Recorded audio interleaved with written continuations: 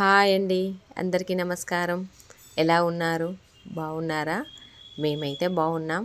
అందరూ బాగుండాలని ఆ నరసింహస్వామిని అయితే వేడుకుందాం. ఇప్పుడు ప్రస్తుతానికి ఎక్కడ ఉన్నామంటే ఆంధ్రప్రదేశ్ రాష్ట్రం గుంటూరు జిల్లాలో విజయవాడ నగరంలో గల మంగళగిరి పానకాల లక్ష్మీ నరసింహస్వామి దేవాలయంకి అయితే వచ్చామండి. ఇక్కడ విజయవాడలో అమ్మవారి దర్శనం చేసుకున్న తర్వాత ఇక్కడ మంగళగిరి క్షేత్రానికి అయితే వచ్చాము. తప్పకుండా వెళ్ళిరండి మీరు కూడా విజయవాడకి వచ్చినప్పుడు.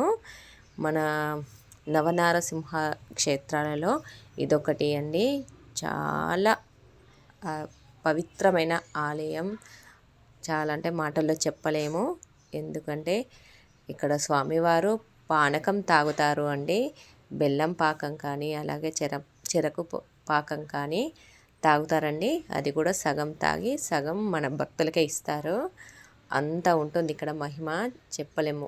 ఇక్కడికి వచ్చిన వారు స్వామివారి గురించి తెలుసుకొని ఒక 5 నిమిషాలు స్వామిని మనసులో తలుసుకొని మనం ఏది కోరుకున్నా నెరవేరుతుంది తప్పకుండా. ఎందుకు అంటే స్వామివారు పాకం తాగినప్పుడు మనం బాధ కూడా వింటాడు కదా. అందుకు ఒక 2 నిమిషాలు ఇక్కడ స్వామివారి దగ్గర కేటాయించండి. ఖచ్చితంగా మన కోరిక నెరవేరుతుంది. మనకు స్వామివారి గురించి అయితే అర్చకులు కొన్ని వివరాలు ఇచ్చారు. ఇక్కడ ఆలయం లోపలనైతే స్వామివారిని వీడియో తీయనివ్వలేదండి. ఇక్కడ మనకు గర్భగుడిలోకి అలో లేదు. స్వామివారి భక్తులు చాలామంది ఉన్నారు. ఇప్పుడు అర్చకుల మాటల్లో తెలుసుకుందాం పూర్తి వివరాలు. జై నరసింహ, జై జయ నరసింహ. ఈ మంగళాద్రి పానకాల లక్ష్మీనరసింహ క్షేత్రం అండి. ఈ క్షేత్రం యొక్క మహత్యం, ఇక్కడ స్వామివారు వేరే గుళ్ళలో విగ్రహము రూపము ఆకారం ఉండదండి.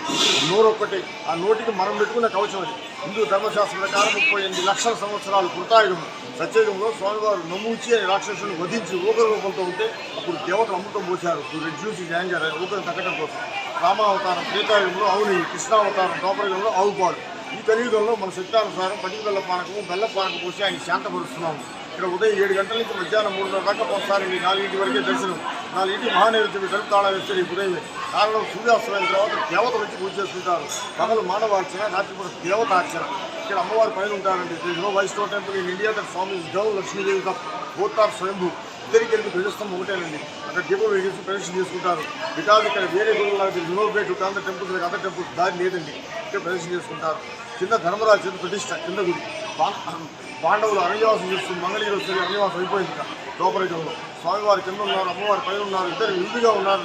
ఇద్దరిని కలిపి అక్కడ ప్రతిష్ట చేసి ధర్మరాజు తమ్ముళ్ళని తీసుకుని కనిక దినాథవాసం బయలుదేరారు. శాసనాలు రాసుంటాయండి. అది morning 5 to 12:30, evening 4 to night 8:30. ఆయన భోగాలు నరసింహంటారు. నిత్య నివేదన కళ్యాణ బ్రహ్మోత్సవాలు. ఈయన పానక నరసింహంటారండి. మీకు ఇంత పానకం పోతున్న కొంచెం స్వీట్నెస్ ఇస్తే ఫ్లై యాడ్ నథింగ్ కడతా ఒక చీమ ఏమీ ఉండదండి. ఇక ప్రతి ఏకాదశి నెలకి 2 సార్లు ఉదయం 5 గంటలకి నోటుకున్న కవచం తీసేస్తారు. స్వామివారు నోరు చూపిస్తారండి. ఇష్టాలు నిజరూప దర్శనం. ఒక దౌడమై శంఖం, ఒక దౌడమై చక్రం, లోపల స్థానగ్రామం, వెనక రాజశేషపడక చూడొచ్చు. డిస్టెన్స్ దగ్గరలో వెళ్ళి డిస్టెన్స్ చూస్తారు. మనిషికి 100 రూపాయలు టికెట్ కొనుక్కోవాలి. దేవస్థానం టికెట్ ఉన్న లైన్లో ఉన్న 10-20 చూసుకుంటారు. కవచం పెట్టేస్తారు. మళ్ళీ ఏకాదశి చూస్తారు. Monthly twice sharp morning 5 o'clock Ekadashi particular ఇప్పుడు వాటి నిజరూప దర్శనం. జై నరసింహ. ఇంకోటి ఏంటంటే ఇక్కడ వందల కొద్ది స్వామివారికి పాకం పోసినా కూడా ఒక్క చీమ కూడా ఉండదండి. అంతటి మహిమ గల దేవాలయం ఈ దేవాలయం. ఖచ్చితంగా దర్శించాల్సిన ఆలయం కూడా. చాలామంది సమస్యల్లో ఉంటారు. అలాంటి వారైతే ఈ ఆలయంకి వెళ్ళి స్వామివారిని దర్శించండి. ఖచ్చితంగా వాళ్ళ ప్రాబ్లమ్స్ అయితే పోతాయి. స్వామివారిపై నమ్మకం ఉంచండి. ఇంకా మరొక పురాతన ఆలయంతో మీ ముందుకైతే వస్తాను. ఇందులో ఏమైనా మిస్టేక్స్ ఉంటే మన్నించి క్షమించండి. ఉంటానండి. బాయ్.